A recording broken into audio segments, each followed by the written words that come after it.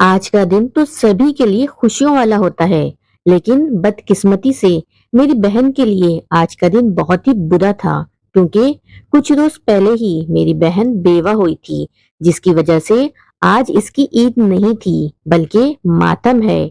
मैं अभी कुर्बानी करके अपनी बहन से मिलने के लिए निकल ही रहा था कि पीछे से मेरी बीवी ने आवाज दी, सुनो जी, कहाँ जा रहे हो? गोश्त बांटने नहीं जाना क्या? मैंने एक नजर अपनी बीवी को देखा। वो इस वक्त आसमान से उतरी हुई कोई हूर मालूम हो रही थी। कहने को तो हमारे 3 बच्चे थे, लेकिन कोई देख के मेरी बीवी को ये नहीं बोल सकता था कि वो 3 बच्चों की माँ है। इस वक्त वो कोई 20-22 साल की लड़की मालूम हो रही थी।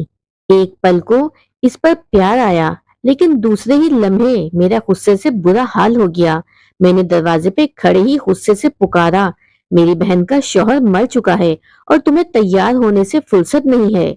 मेरी बीवी एकदम से सहम गई और कहने लगी, माफ कर दीजिए, मैं अभी कपड़े तब्दील कर लेती हूँ। मुझे नहीं मालूम था कि हम ये ईद नहीं मना रहे। आपने कुर्बानी की तो मैं समझी कि हम इस ईद को मना रहे हैं। मैंने फौरन ही इसको हुक्म दिया कि खुद को सादगी में रखो। मेरी बहन खुश नहीं तो मैं किसी को भी खुशियां मनाने नहीं दूंगा। मैं ये बोल के मेरे घर से निकल गया। रास्ते से 1 किलो मिठाई ली, अपनी बहन के घर रवाना हुआ। मुझे बहन के घर खाली हाथ जाना मुनासिब नहीं लगा। मैं अभी इसके घर के पास पहुंचा ही था कि दूर से ही इसके घर के पास भीड़ नजर आई। मेरा दिल एकदम घबरा गया। न जाने इस भीड़ का मतलब क्या है। ये एकदम अजीब और गरीब से ख्यालात मेरे दिमाग में गर्दिश करने लगे। मैं बेसाख्ता भागता हुआ इसके घर के पास पहुंचा और सामने का मंजर देखकर मेरे कदमों के नीचे से जमीन निकल गई।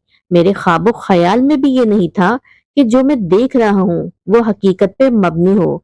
वो दरिंदा सिफत लोग जानवरों की तरह मेरी बहन को मार रहे थे। इसकी सास बकायदा झाड़ू से पीट रही थी। मेरा कलेजा मुंह को आ गया। मैंने बेसाख्ता कहा, ये क्या तमाशा लगाया हुआ है आप लोगों ने? क्या समझ रहे हैं? मेरी बहन को लावारिस समझा है? मेरी आवाज इसके पूरे घर में गूंजी तो अम्मा बेटियों के हाथ थमे, जबकि मेरी बहन मुझे देखते ही बेसाख्ता मेरे पास आकर मेरे सीने से लग गई। मेरी बहन से खड़ा भी नहीं हुआ जा रहा था। इन जालिमों ने मेरी बहन को इतना बुरा मारा था कि इसका होंठ तक फट चुका था। मेरा दिल खून के आंसू रोने लगा। मुझे यकीन नहीं आ रहा था, जिस बहन को मैं कदम जमीन पे नहीं रखने देता था, इस बहन को इन जानवरों ने धुन कर रख दिया था। मेरे गुस्से से कहने पर इसकी सास मेरी तरफ आई और मेरा गिरेबान थामे हुए कहने लगी, तुम्हारी बहन एक बद किरदार औरत है। दफा हो जाओ अपनी इस बद किरदार बहन को लेकर। मैंने ये सुना तो मैं गुस्से से पागल होने के दर पे आ गया था। मैं इनकी इस बात पे हाथ उठाता, लेकिन इससे पहले ही मेरी बहन ने मुझे काबू कर लिया और रोते हुए कहने लगी, भैया यहाँ से चलो, ये लोग बहुत जालिम हैं। फजूल में आप पे गलत इल्जाम लगा के पुलिस के हवाले कर देंगे। मैं कोई और तमाशा नहीं करना चाहता था। मेरी बहन से बोला भी नहीं जा रहा था। मेरी बहन पे इतना घटिया इल्जाम लगाया जा रहा था, जबकि वो बहुत ही सादा तबीयत की मालिक थी। इसकी तबीयत काफी मासूमाना थी। मैं इस बात को अच्छे से जानता था कि वो अपने शौहर से बेइंतहा मोहब्बत करती थी। मैंने इसकी सास को कुछ और कहना चाहा तो मेरी बहन ने मुझे खामोश करवा दिया और वहां से चलने को कहा। मेरा दिल बहुत उदास हो गया था। ईद वाले दिन मेरे घर में ऐसी कयामत आई थी, मैंने सोचा भी नहीं था। मैं अपनी बहन का हाथ थामे इसे खामोशी से लेके घर आ गया। मेरी बहन मेरे हमरा घर में दाखिल हुई। मेरे बच्चे फुप्पो फुप्पो का नारा लगा के मेरी बहन से लिपट चुके थे, जबकि मेरी बीवी मुझे और मेरी बहन को एक साथ देख के हैरान रह गई और मेरी बहन की तरफ देखते हुए कहने लगी, खैरियत से तो आई हो ना? मुझे अपनी बीवी का ये अंदाज काफी बुरा लगा।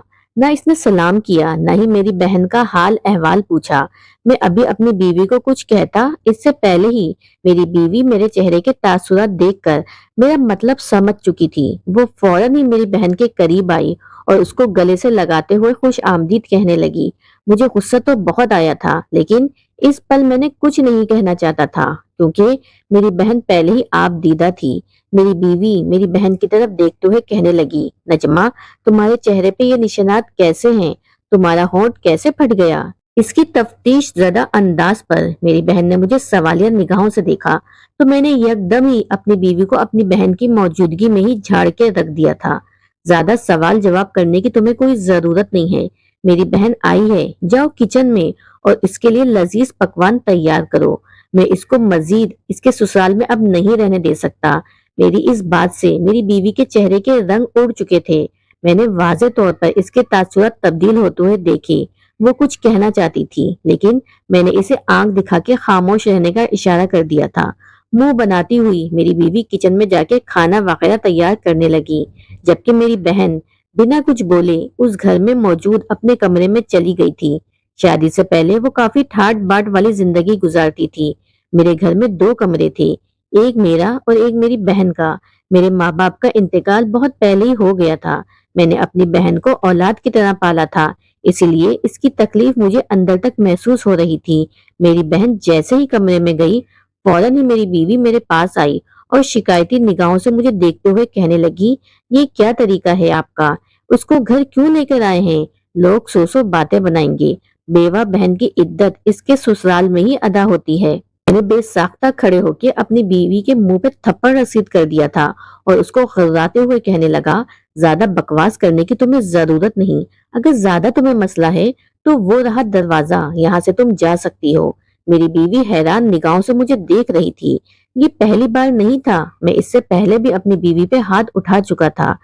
मेरी बीवी खामोशी से किचन में जाके वापस काम में जुट गई।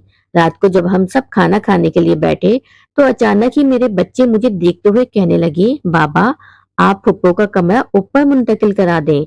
हम सब बहुत परेशान हो रहे हैं। एक बेड पे फुप्पो के साथ होके सोना बहुत मुश्किल है। मेरी छोटी बेटी के मुंह से ये बात सुन के मुझे गुस्सा आया था, लेकिन वो मेरे लिए सबसे ज्यादा अहमियत की हामिल थी। मेरी बहन हैरान होके अपनी छोटी भांजी को देख रही थी, जो इसके आगे पीछे घूमती थी।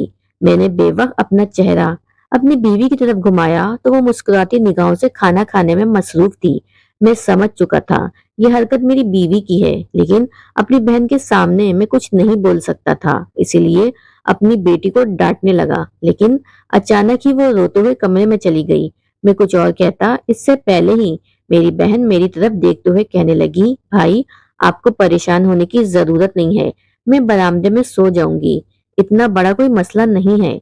मुझे बहुत अफसोस हुआ था, क्योंकि मैं जानता था ये सब कुछ किया धरा मेरी बीवी का है। इसी ने मेरी बेटी को ये बात करने के लिए बोला होगा।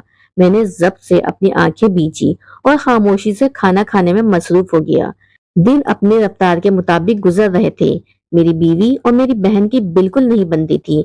मेरी बहन काफी खामोश तबीयत की मालिक थी, जबकि मेरी बीवी बहुत ही गुस्सैली तबीयत की मालिक थी। वो सिर्फ और सिर्फ मेरी वजह से मेरी बहन को अपने घर में बर्दाश्त कर रही थी। मैं इस बात से वाकिफ था। दिन गुजरते जा रहे थे और मेरी बीवी का रवैया मेरी बहन के साथ मुसलसल खराब था।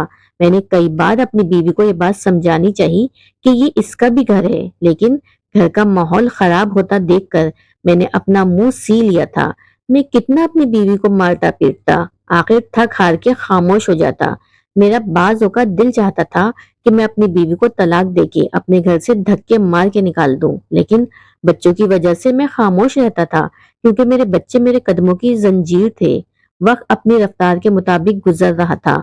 अचानक ही मेरी बीवी एक रोज रात के पहर मेरे करीब आई और साथ बैठते हुए कहने लगी, आपको एक बात जरूरी बतानी है। उम्मीद करती हूँ आप मेरी बात पे यकीन करेंगे। अगर यकीन नहीं रखना हो तो बस मेरी बात तहम्मुल से सुन लें। मैंने ये सुन के सर हिला दिया। वो मेरी तरफ देखते हुए कहने लगी, मुझे आपकी बहन के लक्षण ठीक नहीं लग रहे। ऐसा लगता है जैसे इसका किसी से चक्कर चल रहा हो और वो रातों में छुप छुप के किसी से मुलाकात कर रही हो। मैंने ये सुना तो मैं एकदम ही हत्ते से उखड़ गया और उसको अपने से दूर धक्का दे के कुर्राते हुए कहने लगा, दिमाग ठीक है तुम्हारा? क्या बकवास कर रही हो? वो मेरी जानिब देखते हुए कहने लगी, आपने अभी कहा था कि आप मेरी बात को तहम्मुल से सुनेंगी। इसकी बात सुन के मैं एक बार फिर से गुस्से से बोला, तुम्हारी बात सुनने के लायक नहीं है। तुम बोलना क्या चाहती हो? खुलकर बोलो। वो मेरी तरफ देखते हुए कहने लगी, मैंने कई बार आपकी बहन की चारपाई पे हलचल महसूस की है और बाज औकात में रात के पहर उसको छत से उतरते हुए भी देखती हूँ। मुझे लगता है इसका किसी से चक्कर चल रहा है। जब से आपकी बहनोई का इंतकाल हुआ है, आपकी बहन थोड़ी आवारा सी हो गई है। थोड़ा ध्यान रखें, कहीं हाथ से ये ना निकल जाए और बाद में आपके लिए बदनामी का बाइस बने।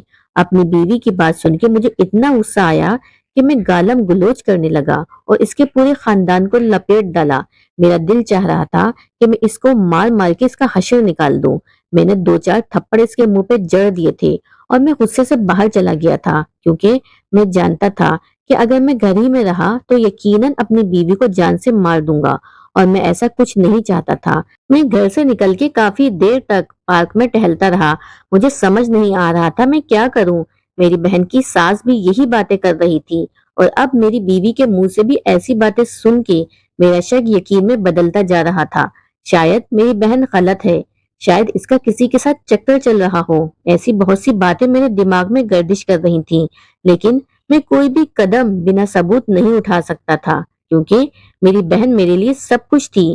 میں نے سوچ لیا تھا کہ اس کی عدت مکمل ہوتے ہی میں اس کی شادی کرا دوں گا۔ میں اس کو اپنے گھر میں مزید نہیں بٹھاؤں گا۔ اگر میری بیوی اور اس کی ساس کی باتیں سچ ہو گئی تو میری بہت بدنامی ہونی تھی، اور میں عزت والا انسان تھا، میں اپنی بدنامی نہیں کروا سکتا تھا۔ میں نے سوچ لیا تھا کہ میں اپنی بہن سے ان تمام تر باتوں کے بارے میں پوچھ کے ہی دم لوں گا۔ 2 دن بعد میری بیوی اتفاقی طور پہ اپنے میکے گئی۔ اس کی بہن کی شادی چل رہی تھی، جس میں وہ بہت زیادہ مصروف تھی۔ بچے ٹیوشن گئے ہوئے تھے۔ میں شام میں جلدی گھر آ گیا تھا۔ میری بہن گھر کے کام میں مگن تھی۔ مجھے دیکھتے ہی اس نے سلام کیا اور میرے سامنے چائے پانی رکھا۔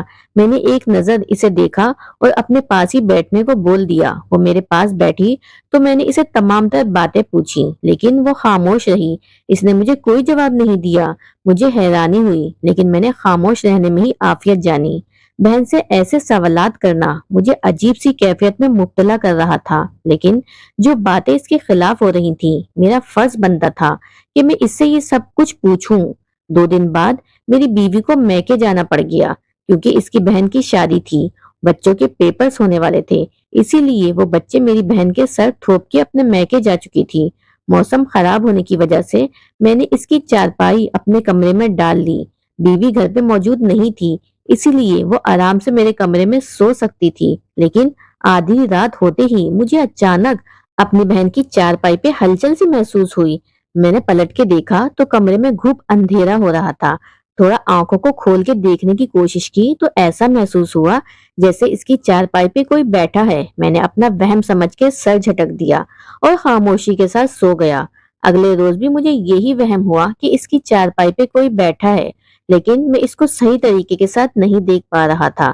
موسم کے خراب ہونے کی وجہ سے لائٹ وغیرہ بھی گئی ہوئی تھی، اسی لیے پورے گھر میں اندھیرا ہی اندھیرا ہو رہا تھا۔ لیکن جب تیسرے دن بھی مجھے ایسا ہی وہم ہوا اور اس کی چارپائی پہ ہلچل محسوس ہوئی تو میں نے فوراً ہی اپنے موبائل کی لائٹ جلا کے اپنی بہن کی چارپائی کی طرف کر دی، اور سامنے کا منظر دیکھ کے میں نے اپنی بہن سے پوچھا، یہ سب کیا ہے؟ تم ایسے کیوں بیٹھی ہو اور کیا کھا رہی ہو؟ میری طرف دیکھ کے وہ یکدم ہی گھبرا گئی اور اس نے اپنے دوپٹے کے نیچے اپنی روٹی کو چھپا لیا۔ دراصل وہ ایک باسی روٹی کھا رہی تھی، اور اس کو اپنی روٹی کھاتا دیکھ کر میرا دل پھٹنے کے قریب آ گیا تھا۔ جس بہن کو میں نے سونے کے نوالے کھلائے تھے، آج وہ مجھ سے چھپ کے باسی روٹی کھا رہی تھی۔ میں نے اس کی طرف دیکھا تو وہ روتے ہوئے کہنے لگی، بھائی یہ بچوں کا بچا ہوا کھانا ہے، میں بس رکھنے ہی جا رہی تھی۔ میں اس کے قریب بیٹھ گیا اور اس کے سر پہ شفقت بھرا ہاتھ رکھتے ہوئے پوچھنے لگا، بہن تم ایسی روٹی کیوں کھا رہی ہو؟ تمہیں بھوک لگی تھی تو تم صحیح سے کھانا کھا لیتی، اس طرح سے باسی روٹی کھانے کی کیا وجہ بنی ہے؟ وہ میری طرف دیکھتے ہوئے کہنے لگی، بھیا بھابھی نے منع کیا ہوا ہے کہ میں صحیح کھانا نہیں کھا سکتی، اور مجھے ایسا کھانے کی عادت بھی ہے، اسی لیے مجھے کوئی مسئلہ نہیں ہے۔ دراصل میں حاملہ ہوں۔ آپ تو جانتے ہیں عادل کے انتقال سے پہلے میری طبیعت تھوڑی خراب ہوئی تھی، ہم دونوں ہسپتال گئے تھے، تبھی ہمیں یہ خوشخبری ملی، لیکن واپسی میں ایکسیڈنٹ ہونے کی وجہ سے عادل تو اس دنیا سے چلے گئے، اور انہوں نے کہا تھا کہ میں ہی اپنے گھر والوں کو اس خوشی کے بارے میں بتاؤں۔ ان کے غم میں رہ کے اس بات کو میں بالکل ہی فراموش کر گئی تھی کہ میں امید سے ہوں، لیکن رانو آنٹی کا کہنا ہے کہ بچی کی صحت پہ تمہیں دھیان دینا پڑے گا۔ رانو آنٹی ہمارے محلے کی ایک عورت تھی۔ میں نے اس کے سر پہ ہاتھ رکھا اور اس سے باسی روٹی کی منطق پوچھنے لگا تو وہ کہنے لگی، دراصل بھائی یہ روٹی میں اس لیے کھاتی ہوں کہ बे वक्त मुझे भूख लगती है और भाभी का कहना है कि हमारे घर में इतना खाना नहीं है कि तुम्हारे साथ साथ तुम्हारे बच्चे को भी खिलाएं। मैंने ढके छुपे लफ्जों में भाभी को अपनी बात बताई, लेकिन उन्होंने मुझे अबॉर्शन का कहा, इसीलिए मैं खामोश हो गई और मैं आपको बताना चाहती थी, लेकिन शर्म की वजह से मैं आपसे कोई बात नहीं कर पा रही थी। रानो आंटी ही मुझे रात को अपने घर से खाना देती हैं और अक्सर औकात भाभी मुझे छत से उतरते हुए इसीलिए देख लेती हैं क्योंकि रानो आंटी रात के वक्त मुझे अपने घर से खाना देने के लिए आती हैं, वही मेरा सब कुछ करती हैं। अपनी बहन की ये बातें सुन के मेरी आंखों से आंसू आ गए। वो मजीद कहने लगी, भाई ससुराल वालों का रवैया भी मुझसे इसीलिए खराब था क्योंकि मैं उम्मीद से थी। इन लोगों को मैंने कुछ अरसे बाद ये बात बताई तो उन्होंने मुझे साफ इनकार कर दिया कि हम तुम्हारे इस बच्चे को कबूल नहीं करेंगे। इन लोगों ने ये बच्चा गंदा खून कह दिया था। इनका कहना था कि आदिल की औलाद तुम्हारे बतन से नहीं होगी। वो लोग मुझ पे रोजाना तशद्दुद करते थे और इत्तेफाकी तौर पे आप उस दिन आ गए और आपने सब कुछ अपनी आंखों से देख लिया। मुझे बहुत गुस्सा आ रहा था। गुस्से के मारे मेरी आंखें लाल सुर्ख हो गईं। हम दोनों बहन भाई के दरमियान बिल्कुल खामोशी छा गई। थोड़ी देर बाद मेरी बहन मेरी तरफ देखते हुए नम लहजे में कहने लगी, भाई ये सब कुछ आपकी गलती है। मैंने झटके से अपनी बहन की तरफ देखा तो वो मुझसे मजीद कहने लगी, आप ही तो भाभी के ऊपर इसी तरह शक करते हैं, इन पे हाथ उठाते हैं, इन्हें मारते हैं और उन पे तशद्दुद करते हैं, इनके खानदान वालों को गालियां देते हैं। यही तो मकफ़ाते अमल है। किसी की बेटी के साथ आप इस तरह करेंगे तो अल्लाह ताला आपकी बेटी के सामने भी लाएगा। अपनी बहन नजमा के मुंह से ऐसी बातें सुन के मैं जमीन में गिरने वाला हो गया था।